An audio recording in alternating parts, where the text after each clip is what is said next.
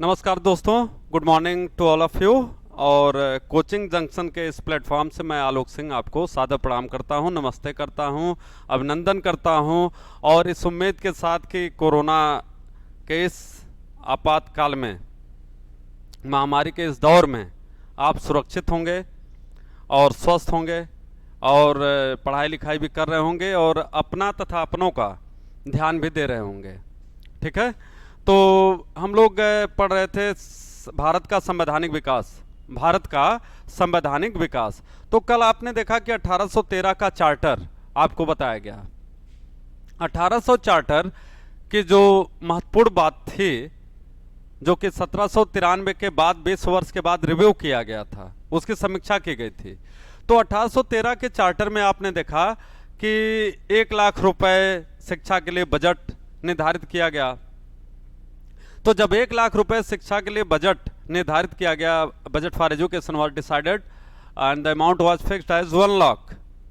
ठीक है, तो इसमें इस बात का भी एक स्पष्ट प्रमाण मिलता है कि कहीं न कहीं जो अंग्रेज थे उन्हें इस बात का आभास हो गया था, या ब्रिटिश क्राउन को भी इस बात का आभास हो गया था कि जो हमारी सरकार है वह वास्तव में भारत में एक महत्वपूर्ण भूमिका में होने जा रही है, उसके अधिकार क्षेत्र बढ़ रहे हैं। तो इसलिए अब उसने जब भारत को यह मान लिया कि भारत हमारे अधिकार क्षेत्र में है, उसने अंदर से मानना शुरू कर दिया था। तो उसने विभिन्न क्षेत्रों में कुछ काम करना शुरू किया। सबसे पहले 1 लाख रुपए का बजट निर्धारित किया और उस 1 लाख रुपए के बजट में यह बात की गई कि भारतीयों के लिए शिक्षा का प्रबंध किया जाए। पढ़ाई लिखाई का एक माहौल उन्होंने भारत में शुरू कराया और शिक्षा का माध्यम कैसा हो, इस बात को लेकर के एक विवाद वहां पर प्रारंभ होता है। लेकिन वह विवाद आपको 1833 के चार्टर के अंतर्गत पढ़ाया जाएगा, क्योंकि वहां जाकर के वह विवाद खुल करके सामने आता है। ठीक है, इसके बाद आपने देखा होगा कि जो ब्रिटिश ईस्ट इंडिया कंपनी, जो कि भारत में व्यापार कर रही थी, चीन से व्यापार कर रही थी, तो 1813 के चार्टर में यह स्पष्ट कर दिया गया कि British east India company Bharat में सिर्फ एक चीज का व्यापार करेगी। वह क्या था? चाय, टी। और दूसरा क्या था? चीन से व्यापार। तो चाय और चीन देश से व्यापार के अलावा बाकी अन्य मामलों में ब्रिटेन की दूसरी कंपनियां जो है भारत आने लगी। तो इस प्रकार से आप देखेंगे कि कहीं न कहीं 1813 के चार्टर में ही जो ब्रिटिश ईस्ट इंडिया का एक रुतबा था, एक हैसियत थी, वह वहां पर डाउन होने लगी। इसके विरोधी तमाम लोग हो गए। उसका कारण यह था कि जब ब्रिटिश ईस्ट इंडिया कंपनी के अधिकारी भारत से इंग्लैंड जाते थे और इंग्लैंड में जब उनके समकक्ष अधिकारी, उन्हीं के लेवल के अधिकारी जब वहां पर उनसे मिलते थे, तो ईस्ट इंडिया कंपनी के अधिकारियों का एक जलवा होता था, एक माहौल बना रहता था। वह इतना पैसा यहां से कमा करके जाते थे कि वहां का उसी रैंक का अधिकारी उनके मुकाबले शून्य नजर आता था। तो एक हैसियत का जो फर्क था वह वहां पर दिखता था। तो वह जाता था यहां से, तो वह कहता था कि देखो हम कैसे भारत में कितना पैसा कमा रहे हैं और हमारे आगे तुम इसी रैंक पर रहे, लेकिन तुम कहां हो और मैं कहां हूं। तो यह जो उसके अंदर घमंड की भावना आई, जो ईस्ट इंडिया कंपनी का अधिकारी होता था उसके अंदर, तो वह कहीं न कहीं वहां के अधिकारियों को भी थोड़ा सा कहीं न कहीं कचोटते थे। तो एक विरोध वहां पर तैयार हो रहा था। दूसरी बात यह थी कि तमाम ऐसी कंपनियां थी इंग्लैंड में जिन्हें यह लगता था कि ब्रिटिश ईस्ट इंडिया कंपनी ही क्यों भारत से व्यापार करे, क्यों वही सारा फायदा जो है कमाए। तो उन लोगों ने कहीं न कहीं जो उनके संबंधित सांसद होते थे, तमाम और नेता होते थे, मंत्री होते थे, या महाराजा या महारानी, क्राउन मतलब कह सकते हैं हम, तो उनसे कहीं न कहीं ईस्ट इंडिया कंपनी की शिकायतें भी किया करते थे। कहने का मतलब था कि 1813 तक आते आते एक ऐसा माहौल बन गया जब यह कहा जा सकता है कि ईस्ट इंडिया कंपनी की जो हैसियत है वह ब्रिटिश क्राउन ने उसको पूर्ण रूप से डाउन करने की तरफ कदम बढ़ा लिया। और उसी का रिजल्ट था कि उसे कहां पर सीमित कर दिया गया? चाय का व्यापार और चीन से व्यापार, इन दो मामलों को छोड़ करके बाकी अन्य मामलों में जो कंपनी का एकाधिकार था वह क्या हो गया, समाप्त हो गया भैया। ठीक है, तो यह 1813 के चार्टर की मूल बातें थी। आगे हम देखते हैं कि फिर 20 वर्ष बाद, जो कल आपको हमने बताया था कि 1793 के बाद से, 1793 के बाद से अगर हम बात करें तो आप देखेंगे कि 1793 के बाद से अगर हम बात करें तो 20 वर्ष मतलब 1813, और 1813 के बाद फिर 20 वर्ष के बाद जो समीक्षा होती है तो हम यह कह सकते हैं कि 1833। तो यहां पर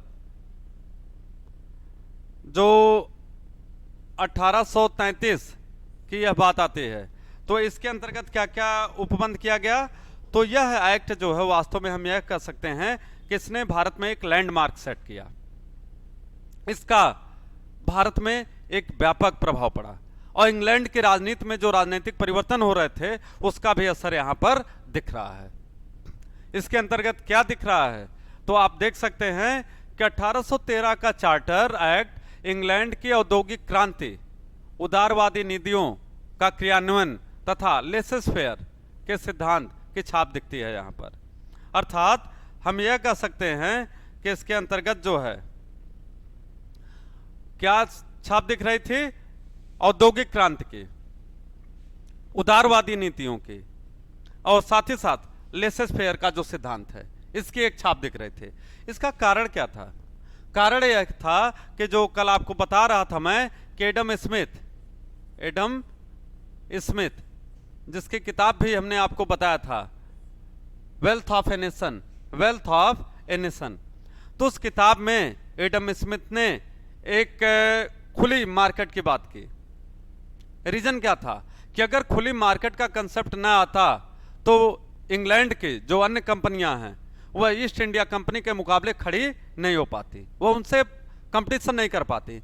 तो एडम स्मिथ ने वहां पर यह बात रखी इंग्लैंड में कि जो ईस्ट इंडिया कंपनी है वो वास्तव में अपने व्यापारिक वर्चस्व को स्थापित कर चुकी है और अगर इसके व्यापारिक वर्चस्व को तोड़ना है तो हमारी मार्केट को क्या करना पड़ेगा, ब्रिटेन को अपनी आर्थिक नीतियों में संशोधन करना पड़ेगा। और वह संशोधन कैसे हो सकता है, तो वह हो सकता है एक ओपन मार्केट सिस्टम एस्टेब्लिश करके, एक लेसेस फेयर मार्केट, खुली अर्थव्यवस्था जिससे हम कह सकते हैं प्रतियोगी बाजार व्यवस्था हम कह सकते हैं, उसकी स्थापना के परिणाम स्वरूप।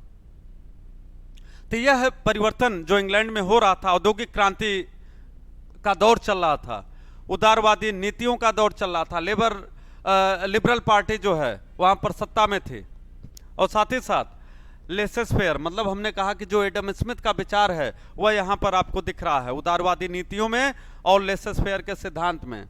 यह दोनों एक ही चीजें हैं, कोरिलेटेड हैं एक दूसरे से। जब हम उदारवादी नीतियां अपनाते हैं तो कहीं न कहीं बाजार व्यवस्था को हम कैसा बनाते हैं, ओपन कर देते हैं, ओपन टू ऑल। तो इसका मतलब यह होता है कि अन्य कंपनियों को वहां पर बराबरी का मौका मिलने लगा। तो यहां पर यही चीज दिख रही है कि 1833 का जो चार्टर एक्ट था इस पर इंग्लैंड की औद्योगिक क्रांति, उदारवादी नीतियों का क्रियान्वयन तथा लेसेस फेयर के सिद्धांत की छाप यहां पर स्पष्ट रूप से दिखाई देती है। साथ ही साथ अगर हम थोड़ा सा आगे बढ़ें तो कह रहा है कि नियंत्रण बोर्ड के सचिव मैकाले तथा जेम्स मिल के प्रभाव 1833 के चार्टर एक्ट पर स्पष्ट रूप से प्रतिध्वनित होता था। तो आप मैकाले का नाम सुने होंगे, जो भारत में अंग्रेजी शिक्षा की नींव पड़ी थी। उसका जनक किसे कहा जाता है, लॉर्ड मैकाले को। भारत में अंग्रेजी शिक्षा का जनक, founder of English education in India is known as Macaulay, Lord Macaulay.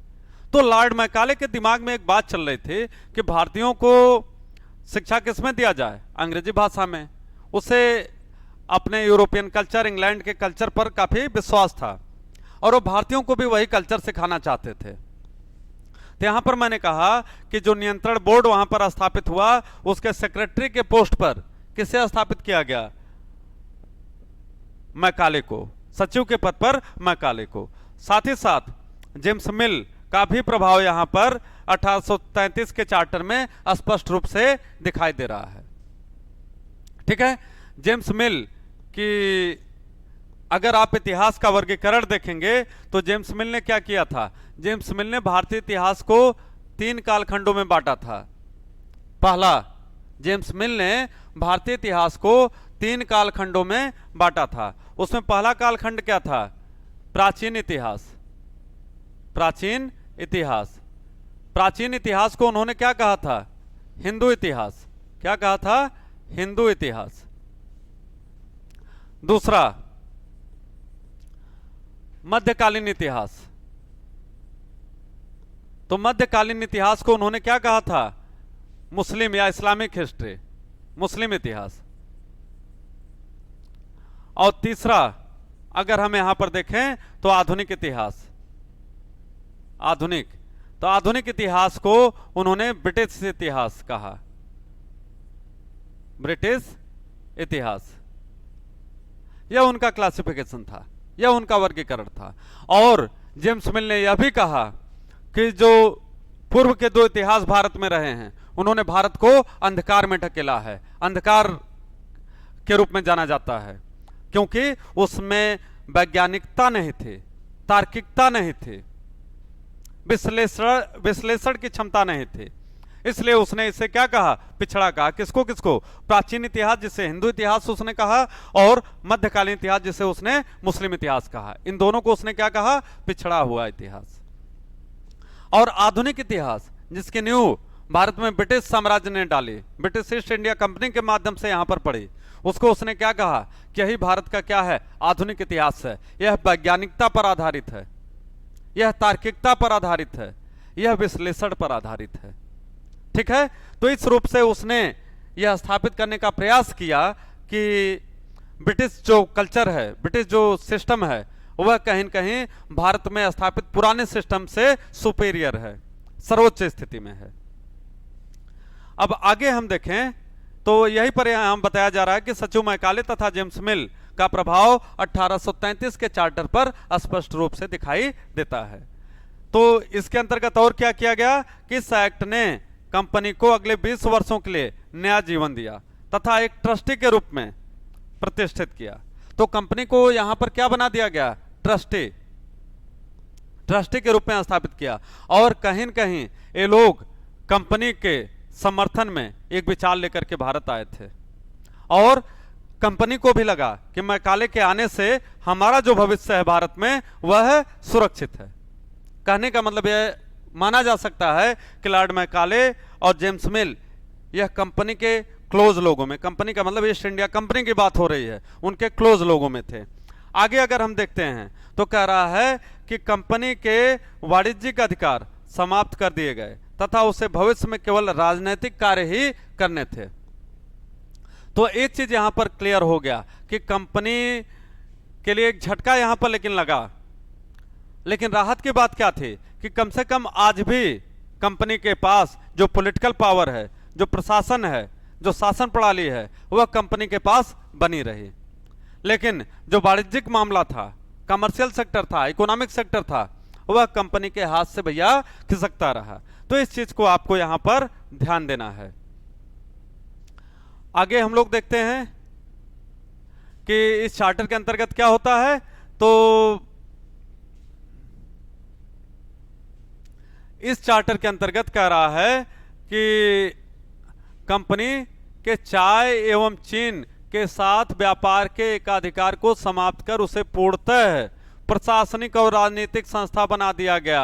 यह लाइन बहुत महत्वपूर्ण है। तो इस लाइन को आप ऐसे समझ सकते हैं कि यहां पर क्या कह रहा है कि कंपनी के चाय एवं चीन के साथ व्यापार के एकाधिकार को समाप्त कर उसे क्या बना दिया गया? पूर्णतः प्रशासनिक और राजनीतिक संस्था बना दिया गया। और इस चीज को यहां पर ध्यान दीजिएगा कि जो यहां पर सबसे महत्वपूर्ण बात है कि 1813 के चार्टर में कंपनी को थोड़ी राहत मिली थी। राहत किस बात को लेकर के मिली थी कि चलो भैया कम से कम चाय और चीन बचा हुआ है हमारे लिए, और यहां पर जो उसका व्यापार था वह चाय और चीन से भी क्या हो गया, समाप्त हो गया। ठीक है, तो एक झटका उसको जबरदस्त लगा है, क्योंकि कमाई का जो मामला उसके हाथ में था यहां पर, वह उसके हाथ से जाता रहा। ठीक है, अब यह क्या बन गया, पूर्णतः एक प्रशासनिक और राजनीतिक संस्था, एडमिनिस्ट्रेटिव और पॉलिटिकल पावर के रूप में स्थापित हो गया। इसके बाद अगर हम देखते हैं तो दूसरा यहां पर कह रहा है कि बंगाल के गवर्नर जनरल को संपूर्ण भारत का गवर्नर जनरल घोषित किया गया। इसमें क्या कहा जा रहा है कि बंगाल के गवर्नर जनरल को संपूर्ण भारत का गवर्नर जनरल घोषित किया गया। ठीक है, और प्रथम गवर्नर जनरल यहां पर कौन बनता है, Lord William Bentinck. Lord William Bentinck इनको बना दिया गया। तो लॉर्ड विलियम बेंटिक और मैकाले की जोड़ी जो है काफी फेमस थी। आपने सुना होगा कि लॉर्ड विलियम बेंटिक एक महान गवर्नर जनरल में से माने जाते हैं। इंग्लैंड के अगर गवर्नर जनरल का हम लोग इतिहास देखें तो लॉर्ड विलियम बेंटिक बहुत उदारवादी थे और कहीं न कहीं भारतीयों के लिए वो अच्छा करना चाहते थे, लेकिन वहां पर मैकाले जैसा उनका एक सलाहकार भी था, वह उतना ही खतरनाक माना जाता है। ठीक है, वह एक परफेक्ट डिप्लोमेट और लॉ एक्सपर्ट था। तो यहां पर लॉर्ड विलियम बेंटिक के हाथ में सत्ता आई तो भारत के प्रदेशों पर, आगे बता रहा है कि भारत के प्रदेशों पर कंपनी के सैनिक तथा असैनिक शासन के निरीक्षण और नियंत्रण का अधिकार भारत के गवर्नर जनरल को दिया गया। भारत के प्रदेशों पर कंपनी के सैनिक तथा असैनिक शासन के निरीक्षण और नियंत्रण का अधिकार जो है भारत के गवर्नर जनरल को दिया गया। Means the governor general of India was authorised to control, to investigate, to regulate all the military and non-military administrative setup of the company। फिर बाद में कह रहा है कि भारत के गवर्नर जनरल की परिषद द्वारा पारित कानूनों को अधिनियम की संज्ञा दी गई। अब यहां पर यह भी कहा जाने लगा कि यदि गवर्नर जनरल ने कोई चीज पास कर दिया, उसके द्वारा कोई कानून पास हो गया, तो वह किसके अंतर्गत माना जाएगा, अधिनियम के अंतर्गत।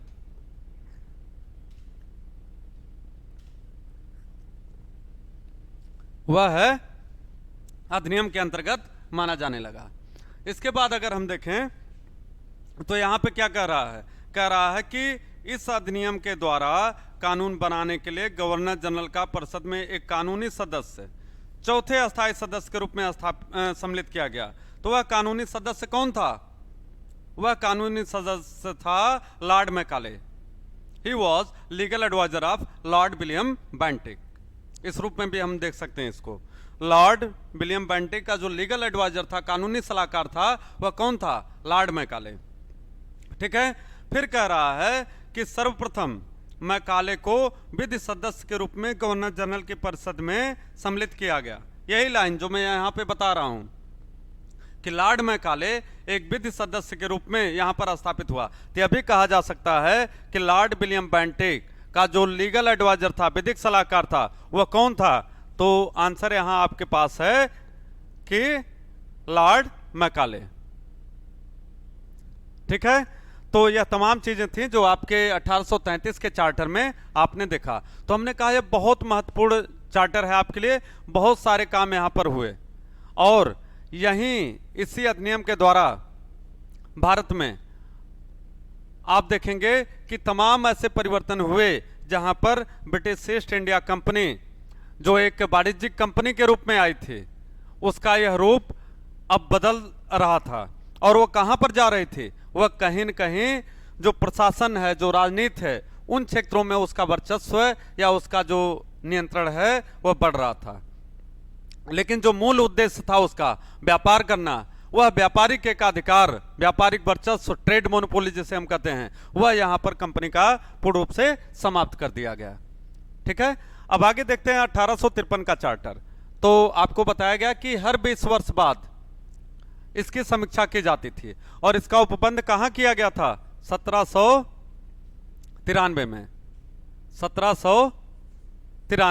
1793 के बाद बताया गया 1813, 1833, 1833 के बाद अब हम लोग कहां आ गए? 1853। तो 20 वर्ष, 20 वर्ष, 20 वर्ष और 20 वर्ष। तो प्रत्येक 20 वर्ष के बाद कंपनी के शासन की समीक्षा की जाएगी, ऐसा उपबंध 1793 में किया गया था। उसी का रिजल्ट है कि प्रत्येक 20 वर्ष बाद जो है यहां पर यह परिवर्तन देखने को मिल रहा है। 1853 का जो चार्टर आया, इसमें क्या किया गया कि इस चार्टर ने कार्यपालिका तथा विधायी शक्तियों को पृथक करने का एक निश्चित कदम उठाया। कौन कौन सा? Executive and legislative functions were separated.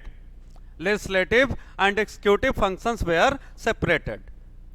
ठीक है, तो कहने का मतलब है कि कार्यपालिका को एक अलग बॉडी के रूप में स्थापित किया गया कि भैया तुम सरकार संबंधी कार्यों को देखो, और विधायिका मतलब विधि निर्माण की जो संस्था के रूप में स्थापित किया गया उसको अलग कर दिया गया।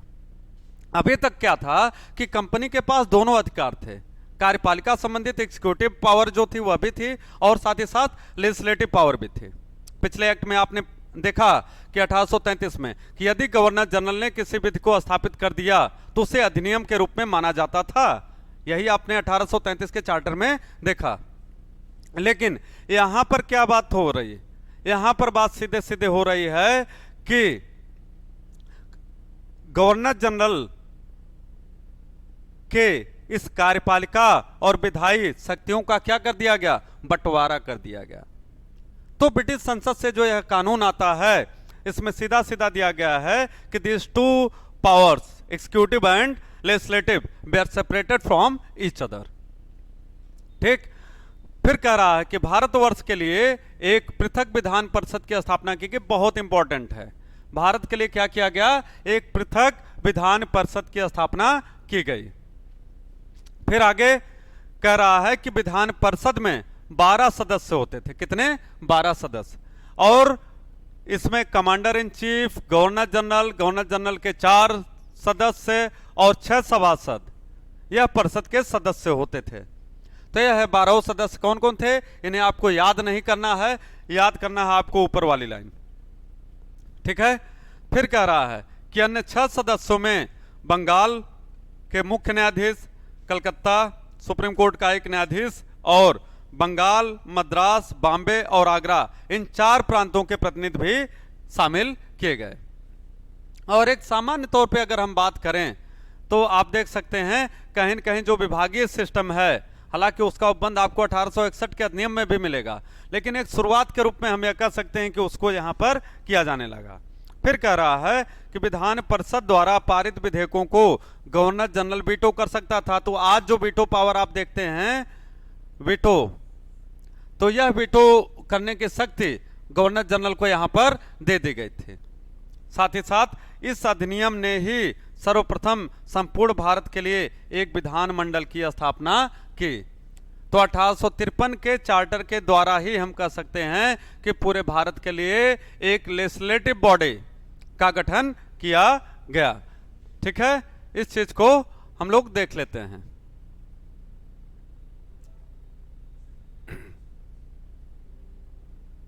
ठीक है, तो अभी आपने देखा कि 1853 का जो चार्टर था, तो जो अभी तक आपको बताया गया कि प्रत्येक 20 वर्ष बाद, जो 1793 के चार्टर में आपको बताया गया, तो 1793 में क्या संशोधन हुआ, फिर 1813 में आकर के क्या परिवर्तन हुआ। तो 1813 में आते ही ध्यान रखना है कि कंपनी का जो व्यापारिक अधिकार था वह चाय और चीन को छोड़ करके बाकी अन्य मामलों में समाप्त कर दिया गया था। 1833 में जब आप आएंगे तो 1833 में आप देखते हैं कि लॉर्ड विलियम बेंटिक जो गवर्नर जनरल के रूप में भारत में स्थापित होता है, तो यहां पर जो चाय और चीन से व्यापार का एक मामला था उसको भी क्या कर दिया गया? समाप्त कर दिया गया। मतलब यह था कि ईस्ट इंडिया कंपनी की जो मोनोपोली थी भारत में 1833 में ही जाकर के वह समाप्त हो गई। लेकिन एक चीज जो प्लस पॉइंट के रूप में वहां पर मिली ईस्ट इंडिया कंपनी को, कि ईस्ट इंडिया कंपनी ही भारत में सभी कार्यपालिका संबंधी शक्तियों और विधायी शक्तियों को अपने में समाहित किए हुए थे। लेकिन जैसे ही 1853 का चार्टर आता है तो 1853 के चार्टर में आप देखते हैं कि यहां पर ईस्ट इंडिया कंपनी को एक और झटका लगता है, वह इस रूप में कि कार्यपालिका और विधायिका संबंधी जो शक्तियां हैं इसको पूर्ण रूप से क्या कर दिया गया, अलग कर दिया गया, पृथक कर दिया गया। These two functions were separated from each other, executive and legislative। इसके बाद यहां पर हम यह कह सकते हैं कि एक विधान मंडल की भी स्थापना हुई और जिसमें पूरे भारत के प्रतिनिधि शामिल हुए। तो यह भी कहा जा रहा है कि पूरे भारत के लिए एक विधान मंडल की स्थापना 1853 के चार्टर के माध्यम से की गई। ठीक है, अब आज आपको यहीं पर विराम दे रहा हूं और 1853 तक के जितने भी डेवलपमेंट्स हैं वह आप एक बार रिवीजन कर लीजिएगा। अपना ख्याल रखिएगा, अपने लोगों का ख्याल रखिए, परिवार का ख्याल रखिए और बच के रहिएगा, क्योंकि महामारी जो आपदा है यह किसी को पहचानती नहीं है। Take care, good luck.